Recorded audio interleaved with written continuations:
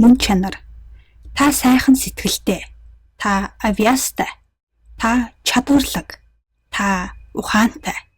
Та үзэсгэлэнтэй. Та онцгой.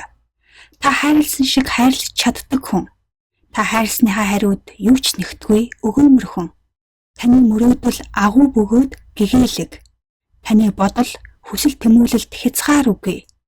Та оюун ухаантаа чадна гэдгийг хүлээн зөвшөөрсөн цагт таныг юу ч зогсоож чадахгүй. Энэ дэлхий дээр чадахгүй гэх зүйл үгүй. Та чадна. Та хүсгэл юм бол бүхнийг чадна. Та муу мухагаа орхиж чадна. Та сайн сайхан бүхний эхлэл болж чадна. Та өөрийгөө болон бусдыг уушилж чадна. Та амжилттай хүн. Та өөрийгөө юу гэж бодно? Та тийм л хүн. Бодол бодтой болдог. Тиймээс зөв сайн бодлыг л сонго. Бодит амьдрал дээр гаргаж байгаа үйлдэл дотоод ертөнцийн тусгал байдаг. Та дотроо юу гэж бодно? Түүнийгээ л гадагш гаргаж байдаг. Ямар нэгэн юмыг удаан бодглоор бодол оюун ухаанд боловсрч, зан аашинд хүртэл нөлөөлж, улмаар үйлдэл болон хувирдаг.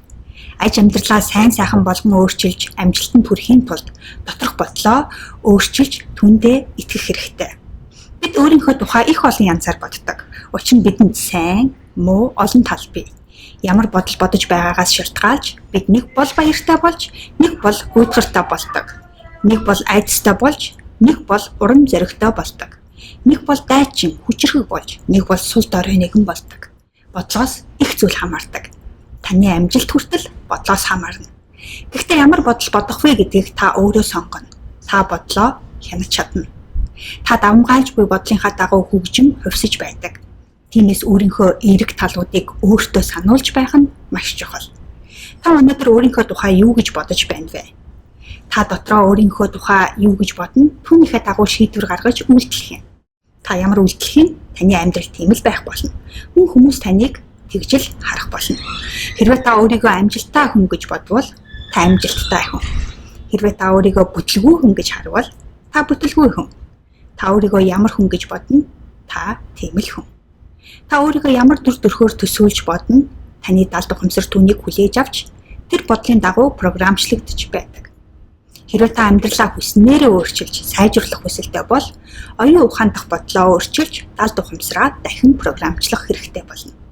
Үүнд амжилтын тарин чухал үүрэг гүйцэтгэдэг.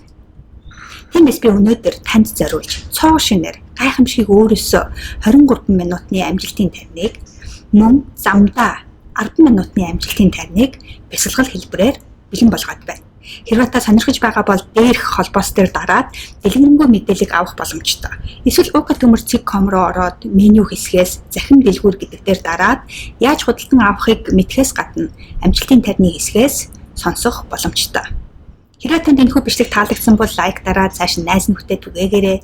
Мөн миний захин мэдээлэл YouTube сувагт бүртгүүлээрэй. Ингэж бүртгүүлснээр та хүс хий хөр блогийн дотоод үйл ажиллагааны тухай 7 хоног бүрийн бичлэг, урмын үгс, амжилтын тариныг хүлээж авах болно.